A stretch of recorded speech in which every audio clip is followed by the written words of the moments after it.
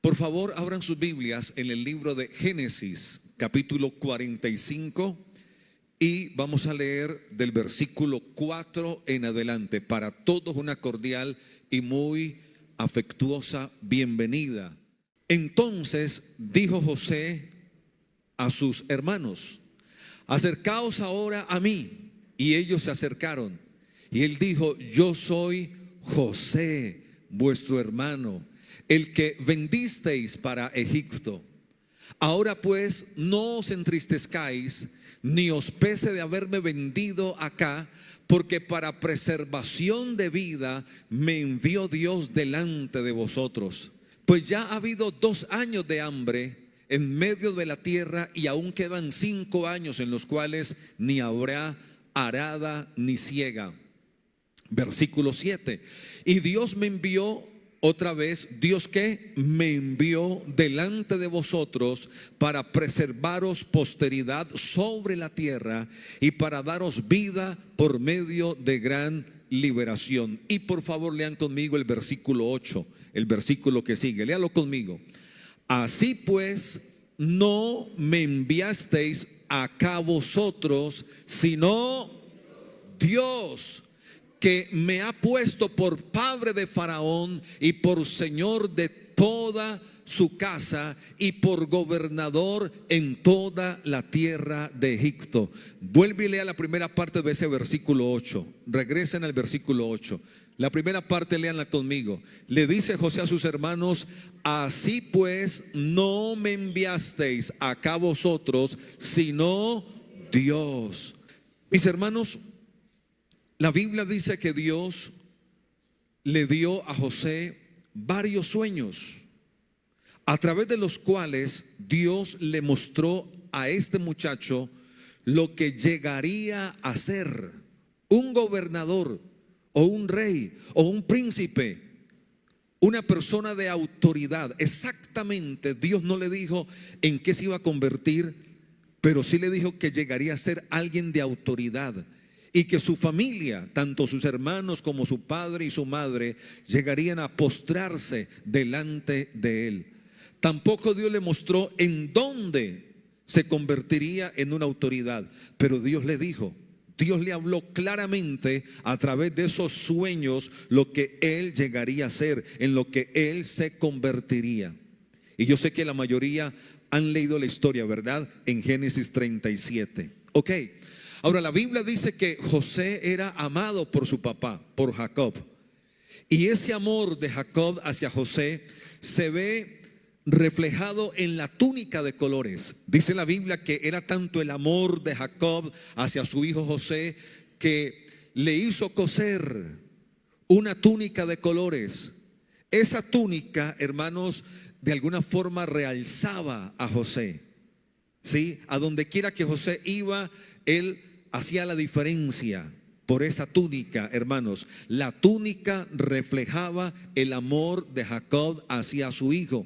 Y como los hermanos de José observaban que su papá le amaba más que a ellos, dice la Biblia que por eso le tenían envidia. Y peor, cuando José tuvo estos sueños que acabo de mencionarles, ellos más le tuvieron envidia, porque ellos entendieron perfectamente el significado del sueño. Ellos dijeron: bueno, ¿y este qué? Este piensa que va a ser autoridad sobre nosotros. Este piensa que nosotros vamos a postrarnos delante de él y vamos a rendirle pleitesía. Este que se ha creído. Y la envidia se aumentó de parte de los hermanos hacia José. Y fue tal la envidia, usted puede leer esto en Génesis 37. Fue tal la envidia y el odio que ellos planearon matarlo.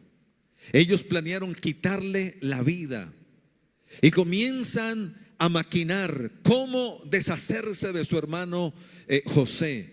Comenzaron a maquinar el plan perfecto para deshacerse de él, para aniquilarlo. Pero por la misericordia de Dios, uno de sus hermanos intervino y terminan vendiéndolo. No lo matan, sino que lo venden. Dice que lo vendieron a un grupo de ismaelitas que iban rumbo a Egipto. Y José llegó a Egipto, hermanos, en la condición de esclavo. Ya no era el niño de papá y mamá. Ya no era el muchacho de la túnica de colores. Ahora en Egipto era el esclavo, quien debía cumplir órdenes, quien debía ponerse al servicio de una autoridad, y en ese caso fue Potifar. También sé que conocen la historia. Pero el punto es este, hermanos, y como el éxtasis de esta palabra, lo que Dios ha puesto en mi corazón es esto. De hecho, el miércoles compartí algo antes de la oración. Es que humanamente uno diría, quien envió a José a Egipto fueron ¿quiénes? Los hermanos, que lo vendieron por la envidia. Sin embargo, en los versículos que acabamos de leer, José repite una y otra vez: fue Dios quien me envió a Egipto. Lo leímos, ¿verdad? Fue Dios quien me envió a Egipto. Uno podría decir: José, no te engañes, no te engañes, ni pretendas tapar el sol con un dedo, porque no fue Dios, fue la envidia de tus hermanos. Ellos quienes querían matarte y deshacerse de ti, ellos fueron los que te vendieron y te enviaron a Egipto. Pero José dice: no fueron ellos, fue Dios. Fue Dios. ¿Por qué? Porque José entendió, y esto fue de hecho creo que mandé un mensajito por el WhatsApp, ¿sí? José dice: no, la envidia de mis hermanos fue el vehículo, fue el canal que Dios usó para enviarme a Egipto. Pero realmente detrás de mis hermanos y de su envidia estaba la voluntad de Dios. Entonces José entendió, Dios usó a mis hermanos para conectarme con ese lugar donde yo llegaría a ser una autoridad. ¿Qué creo yo entonces, hermanos? Y escuchen con mucha atención. Hay problemas en la vida, hay situaciones difíciles en la vida que de repente no logramos entender y decimos: uy, Dios mío, este es mucho problemononón y nos parece imposible salir de él. Pero cuando leemos estos pasajes podemos entender que esos problemas o esas aflicciones muchas veces son el vehículo o el medio que Dios utiliza para llevarnos a lugares de bendición. No sé si me hago entender. Ese problema es el vehículo que Dios usa para conectarnos con ese lugar o con esa temporada o con lo que sea en donde vamos a ser bendecidos. La envidia de los hermanos de José, eso fue un problema grande. Querían matarlo. Por la envidia lo desligan de su papá, el hombre que amaba a José. Lo separan de su seno familiar, hermanos. Y de hecho los hermanos engañan al papá de José, a Jacob. Cogen la túnica de colores y dice la Biblia que la pintan, la tiñen, ¿qué otra palabra? La manchan, podría ser la palabra más acertada. La manchan con sangre de un animal. Y van y le muestran esa túnica a Jacob, al papá de José. Le dicen: esta es la túnica manchada con sangre porque una fiera salvaje devoró a José. Y el papá llega a creerlo. Tremendo. Entonces, cuando uno mira este contexto, uno dice: bueno, pero ¿qué bueno se le puede sacar a esto? Engañan al papá diciéndole que José murió. ¿Qué bueno se le puede sacar a esto? Están separando a José de su casa. Lo están enviando como esclavo a un lugar desconocido. ¿Qué bueno se le puede sacar a esto? Pero mis hermanos, bajo la óptica de Dios, todo eso que nos parece malo era el vehículo que Él estaba usando, que el Todopoderoso estaba usando para llevar a José donde sería gobernador, donde sería una autoridad. Y por eso te digo, muchas de las cosas, tal vez no todas, pero muchas de las cosas malas que hoy te están pasando son el vehículo que Dios va a usar para llevarte y conectarte con lugares de bendición. Seguramente ya cuando José estaba en Egipto y pasa el tiempo y se convierte en lo que él declara, en gobernador de Egipto y el señor del faraón, porque miren, faraón era la autoridad, pero faraón hacía lo que José le decía. Y por eso José dice, Dios me ha hecho señor de faraón. Y por eso muchos dicen que realmente la autoridad en Egipto en aquel tiempo no era el faraón, sino que era José, hermanos.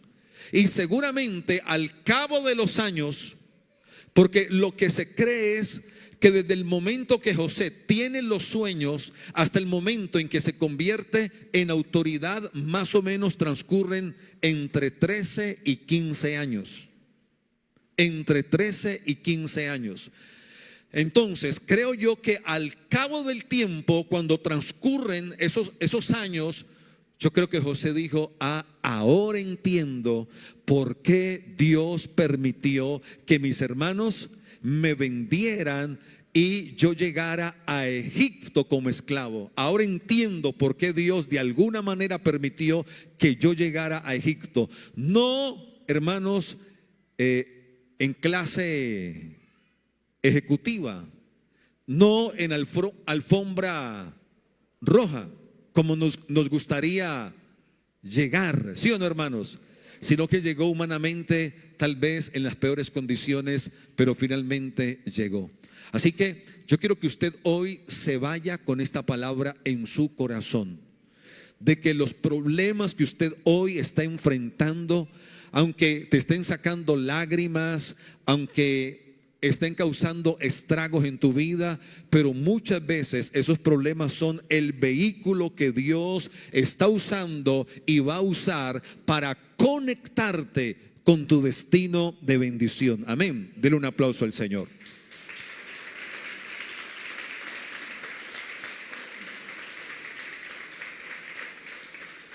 ¿Cuántos creen en esta palabra? Amén. Claro, uno esperaría, repito, que José hubiese llegado a Egipto de la mejor manera, en un vuelo en clase ejecutiva, hermanos. Uno esperaría eso, en alfombra roja. Pero resulta que no es así, hermanos, que no es así. ¿Y saben por qué no es así? Porque como lo dije el otro día con David, hoy lo repito con José. Efectivamente Dios nos muestra, nos revela a dónde Él quiere llevarnos, qué quiere Él entregarnos. Dios nos revela qué quiere poner en nuestras manos a través de un sueño, de una visión, de una palabra profética. Dios utiliza diferentes medios porque el idioma del Espíritu Santo es muy amplio. Ustedes saben eso, que Dios habla de diferentes maneras, ¿sí?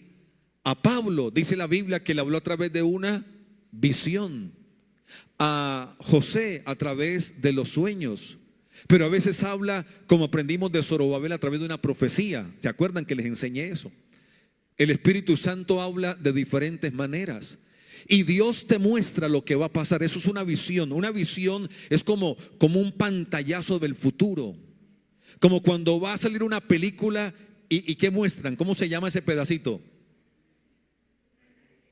El tráiler, exactamente, ¿verdad? Y con ese pedacito te muestran más o menos parte de la película para que tú te imagines lo que va a ser la película. Así hace Dios, con una visión, con un sueño, una palabra profética, te muestra como un tráiler del futuro. Te dice, mira, fulano de tal, yo he planeado ponerte aquí, yo he planeado bendecirte así, asá, yo he planeado poner esto en tus manos.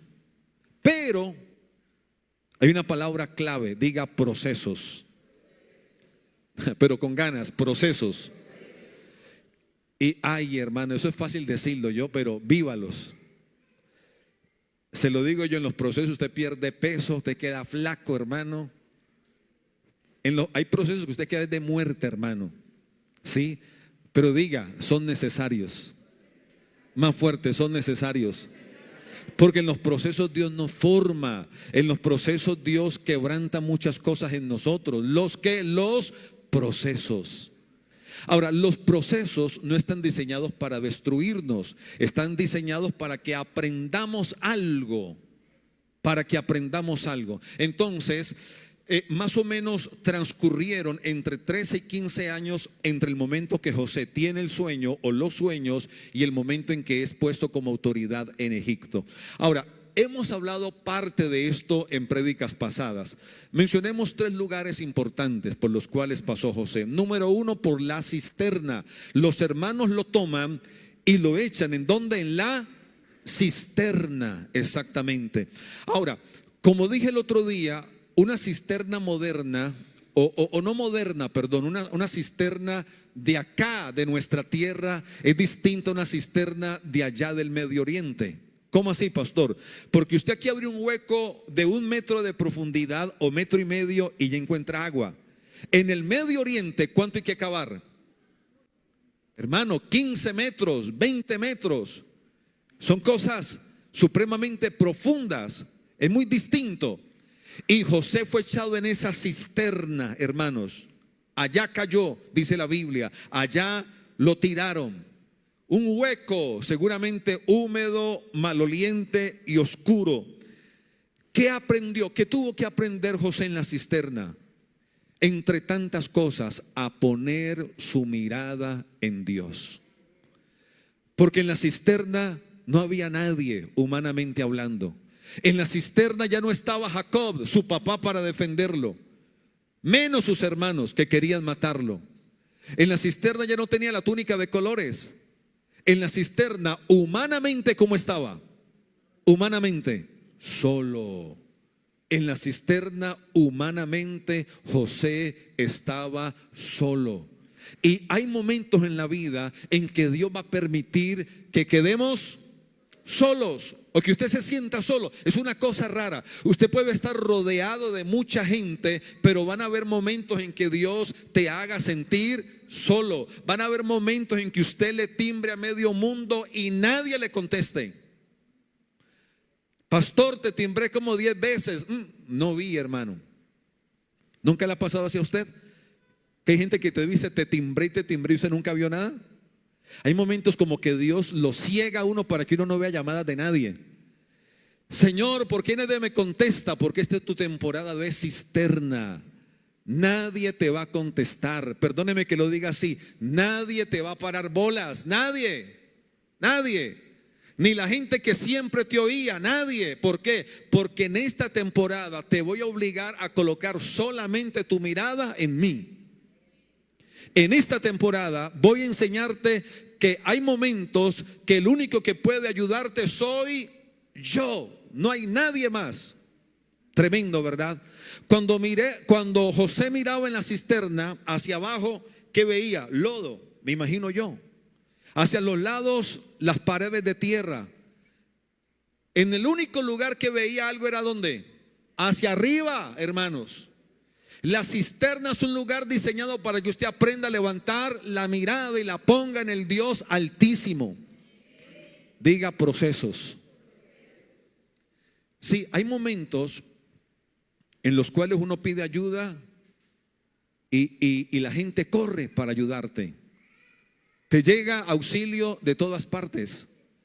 Pero hay momentos, se lo aseguro, en los cuales usted va a pedir ayuda y nadie le va a parar bolas. Nadie, hermano.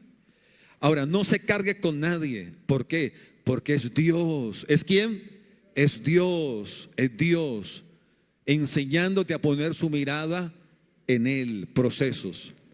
Luego José llega a la casa de Potifar. Y como dije ahora, en la casa de Potifar ya no era el niño de papi y mami.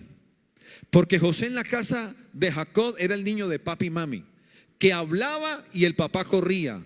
En la casa de Potifar ahora, Potifar hablaba y José corría.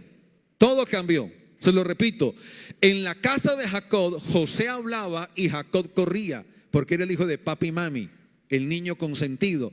En la casa de Potifar, ¿quién le corría a José? Nadie.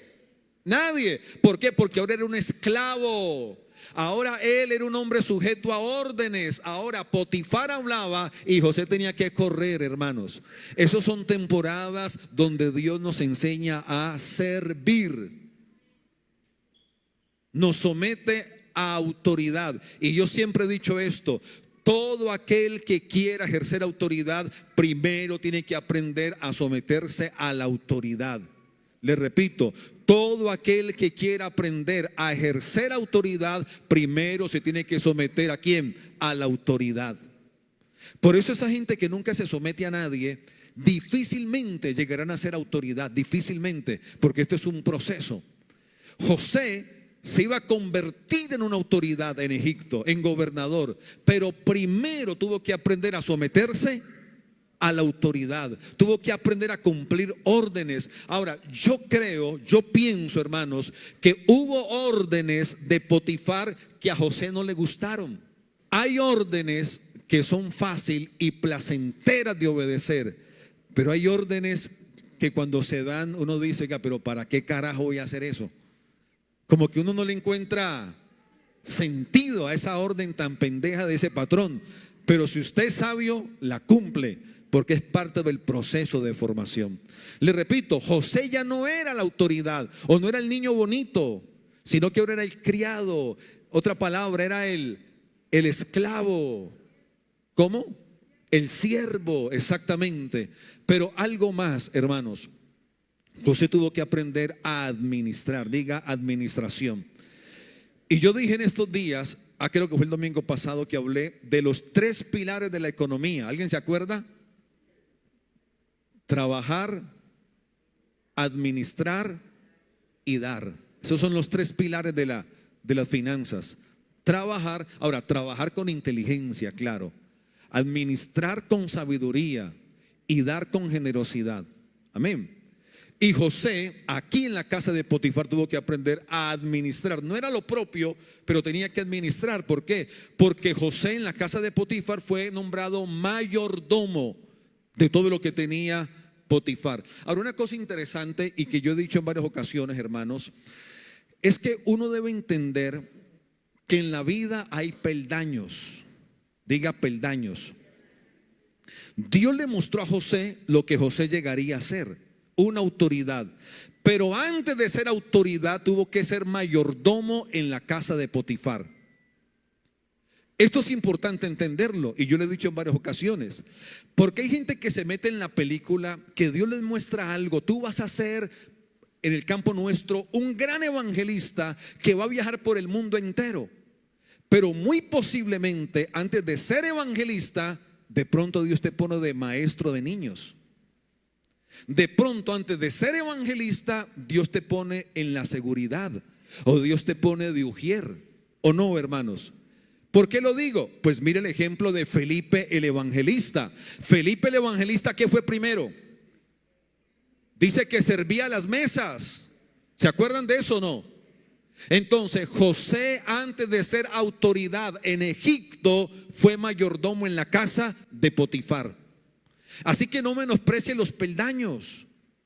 No, es que a mí Dios me dijo que yo iba a ser un gran evangelista, no me dijo que yo iba a servir en la seguridad. Pero de pronto, ¿será que en la seguridad Dios quiere formarte en algo? Y luego dice la Biblia que producto de una calumnia de la esposa de Potifar, José fue enviado ¿a dónde? A la cárcel. Y llegó a la cárcel. No porque hubiese querido violar a la esposa de Potifar como fue acusado, sino producto de una calumnia. Y ahí estaba José en la cárcel, hermanos. En la cárcel, ¿qué tuvo que aprender? Yo quiero resaltar 2 cosas. Número 1, perdonar. ¿Por qué? Porque estaba en la cárcel producto de algo que no había hecho. Porque una cosa es estar en la cárcel a sabiendas que usted la embarró. Cometí este delito, aquí estoy pagando mi condena. Pero estaba en la cárcel producto de una calumnia, de una mentira. Creo yo que en la cárcel José tuvo que aprender ¿a qué? A perdonar. En la cisterna colocar su mirada en Dios, a confiar en Dios.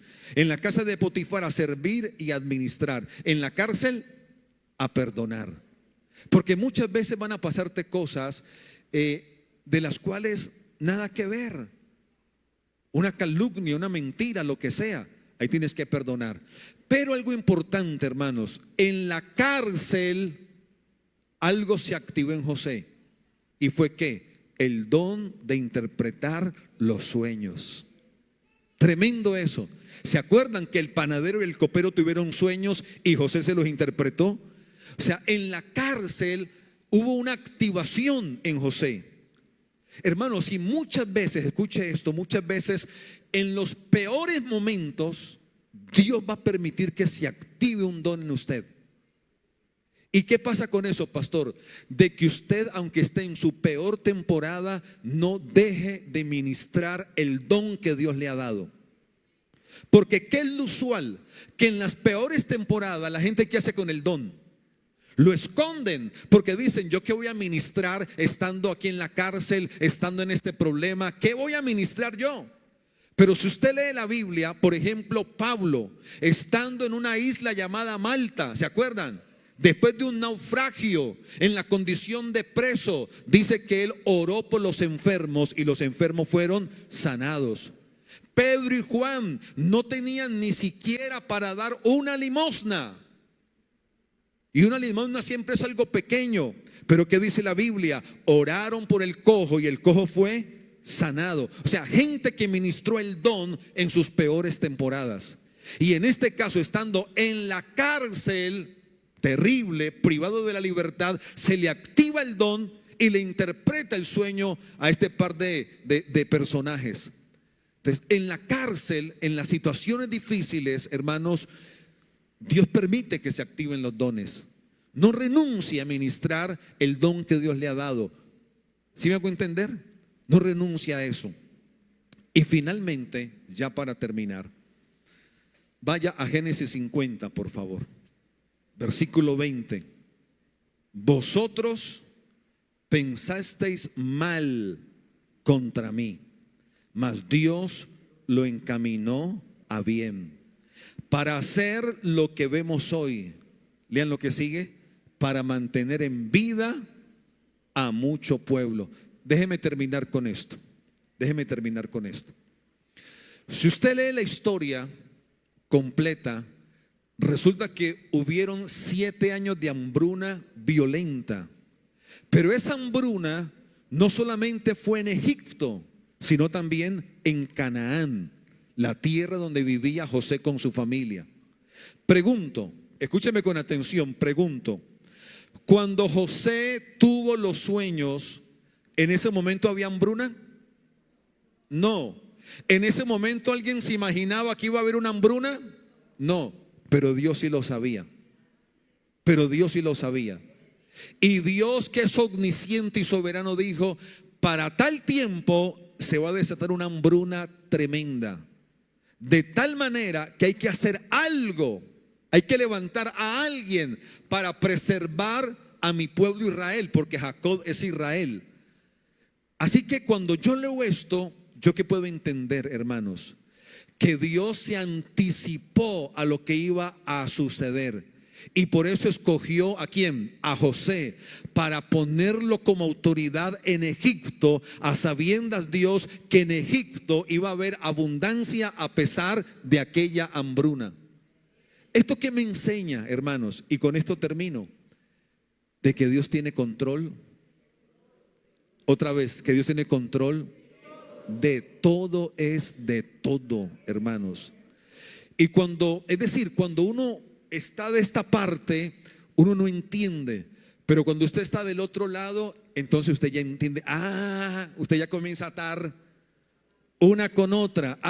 Claro, por eso Dios permitió esto, por eso aquello, por eso lo otro, por eso esta tragedia, por eso este problema. Porque con este problema Dios me conectó con aquello. Con esto que yo pensé que era una tragedia, Dios me enseñó lo otro. Con esto y aquello, pero finalmente llegué a donde fui bendecido y fui bendición para otros. Dele un aplauso al Señor.